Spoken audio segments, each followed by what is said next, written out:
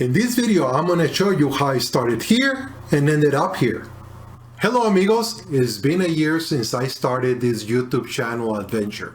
During this 1 year, I had published 33 episodes, the first 15 only in Spanish, and the last 18 in twin sets of English and Spanish episodes. So in total, I had done 51 videos. I hope you have seen that the quality of the videos have improved. I have learned a few tricks, and I want to thank you for subscribing and watching. In this episode, I wanted to show you the transformation of an image that I took at the Albuquerque Zoo. Back in March, before the coronavirus pandemic closed the zoo, I went to the zoo with a couple of friends. It was a really nice morning with clouds and even a little bit of rain. We were able to take some really nice images, but I wanted to take this image of a rhino and convert it into black and white. And during that transformation to black and white, also to try to do a 3D contrast effect. So I'm going to show you the steps that I took to get to the final result. So follow me to Lightroom. Here we are in Lightroom, and I wanted to show you the progression from the initial image to how we ended up. This initial image is how it came straight out of the camera. I like the pose of the rhino. I like that we have kind of a soft light. It was a cloudy, overcast day, so the light was very nice and soft. However, I don't like this area here on the front, the eating area. It was just on the way. He tried to move around a bit as the rhino was walking, get as much of this area out of the camera, but this is the best that I could do. So the first thing I ended up doing is I ended up cropping the image a bit. Here is the crop image. The rhino is bigger on the frame. I rotated the image a bit, and as you can see here on the lower left, I end up removing most of the eating area so it wasn't as visible. And here we are, the original image and the crop image. So I did crop a bit, but it's a high resolution image, so I still have a lot of pixels to work with. Next thing I wanted to do is convert to black and white. And as you know, in Lightroom, there are a number of profiles that allow us to do different conversions to black and white. I look at the different profiles and I end up selecting this one, which is black and white 6, one of the default profiles in Lightroom, that gave me a very good initial photo to work with to start doing my own adjustments. So this one doesn't have a lot of contrast, but it's a good canvas to start working with. So let me show you after I did my adjustments. I ended up with this other image. Quite a bit different, so let's go back to the no contrast image, and here is the one with the adjustments that I did. So let's review those adjustments. I'm just going to show you what I did. In the basic panel, I reduced the overall exposure and increased contrast, adjusted my highlights and shadows and whites a bit. In the black and white panel, I reduced the orange and the yellow a bit to darken those areas of the image. And you remember there was a lot of orange and yellow in the image. In the detail panel, I applied a good amount of sharpening and masking. No luminance or noise reduction. This is an image taken at ISO 640 with a Canon 5D3. So, very low noise on that image to start with. And then in the effects panel, I applied a good vignette, primarily because I wanted to darken the area around the rhino, and specifically this area here where they had this big section still from the earring area that was a little too prominent in the photo. Those were the general global adjustments that I applied. Now I did quite a few targeted adjustments, so let's start with the adjustments I did with the brush, and there are a number of them. This one here, where I selected the rhino, I applied texture, clarity, and a little bit of dehaze, right? So I wanted that texture in the height of the rhino to really show up. This other one here in the top section of the head, it was a little too bright, so I reduced the highlights and I reduced the whites. And this one on the top of the rhino, I kind of did the same. I reduced the highlights and I reduced the whites as well, because they were just a little bit too much. So as you can see, this is without the adjustments on the rhino and with.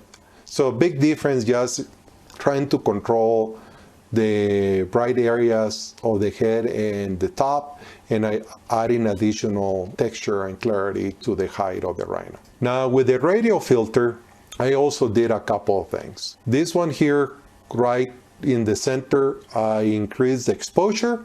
This one here by the eye, I increased exposure a little bit more. For my taste, the eye was a little bit too dark, so I wanted to emphasize the eye a little bit more.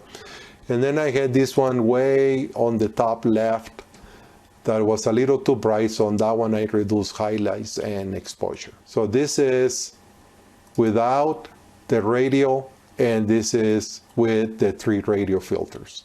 As you can see, he added prominence to the rhino on the image. Then using the grad filter, I use a grad filter all the way to the bottom.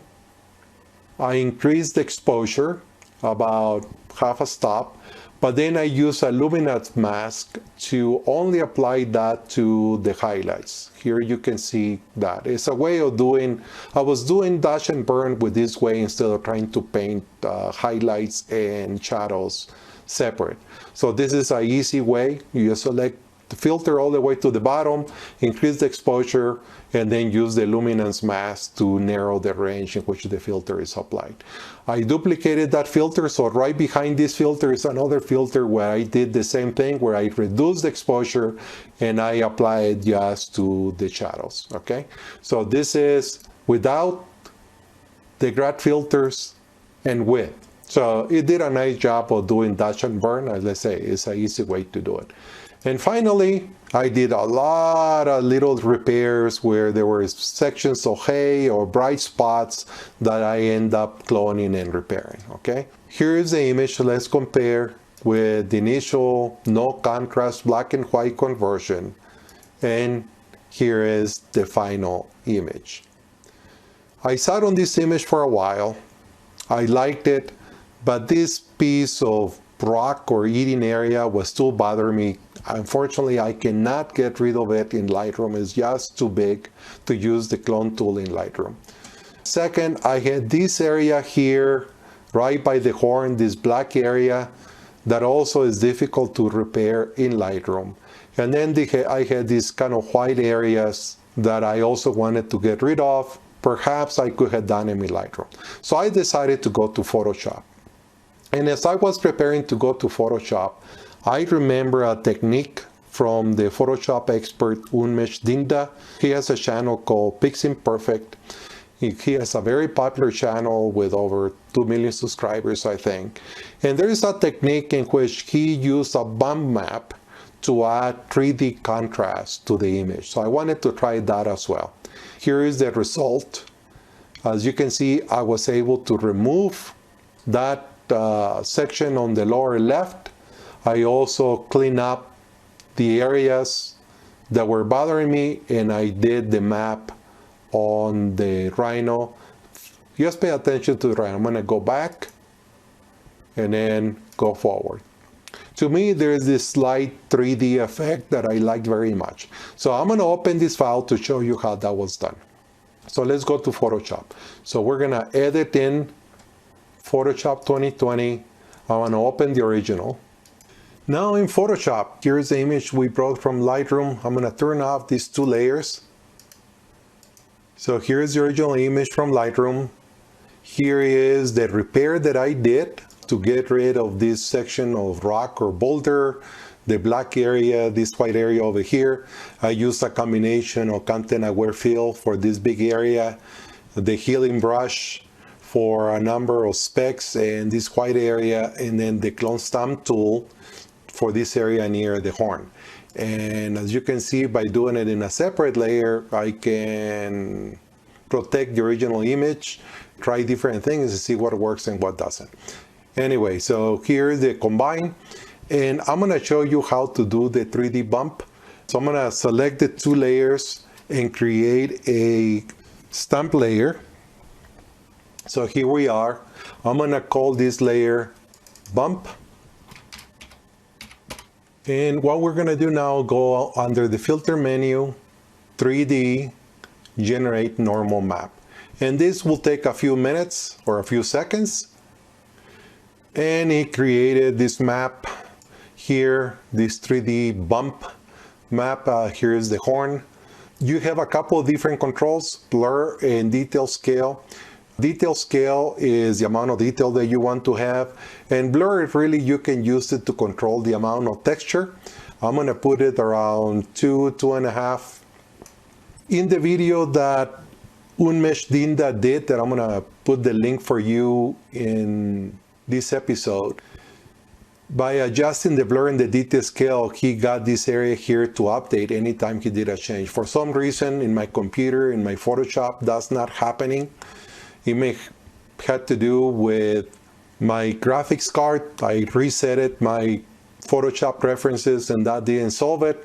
Anyway, so what worked for me was just doing a little trial and error. I went on detail scale, I went to about 100, in the blur, let's say about 2.5.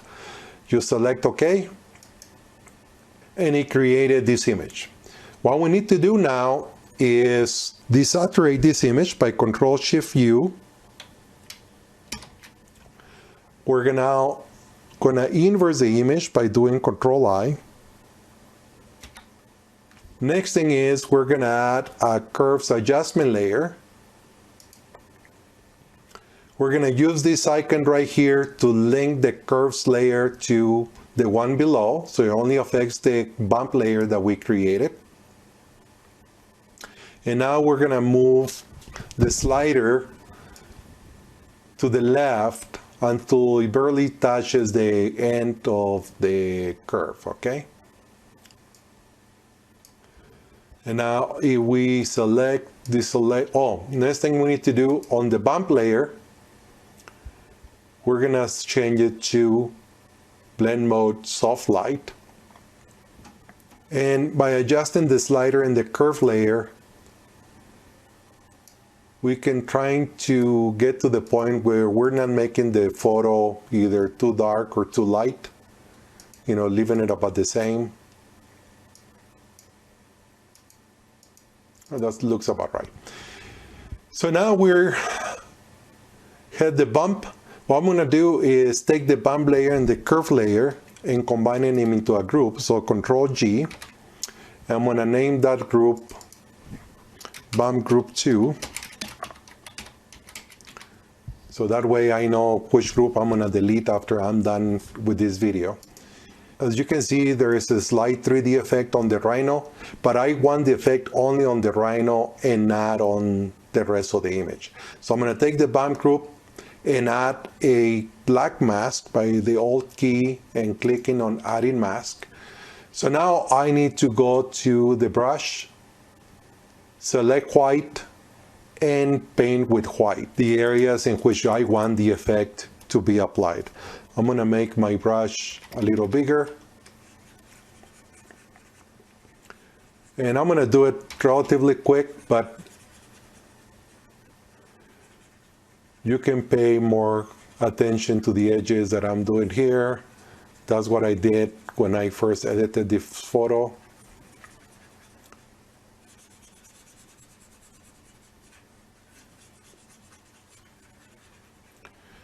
Now, if I disable the bump group, that's without and that's with. And as you see, there is a slight 3D effect. I like how I use this bump layer to give me that 3D contrast. If you want to make the effect even stronger, you can duplicate this group, you know, build it up. You can also use the opacity slider to apply less of it if you felt that you went a little heavy-handed. Just word of caution, when you create the bump group, depending on the image, you may get some halos in some of the edges. So by using the mask where you're painting in, you can stay away from those areas. We can go now back to Lightroom. We just save our image. So here we are back in Lightroom. As you can see now, here we have the final image. We had applied that 3D bump. Let's compare it against the image without and the image with the corrections and the bump. So overall, I really like how this image now looks. It has that slight 3D effect on the rhino. We were able to get rid of the areas that were bothering me, and overall a very nice image. And if we compare it with the original image and to the final, it was a big transformation. I hope you liked it. Well, what do you think? I think it was a very nice transformation. I really like the effect and something that I want to be using in other images in the future. So if you're liking these episodes, please take a couple of seconds to subscribe, tell a friend to subscribe, and send me a comment or ideas of what I'd like to see in future episodes. See you next time.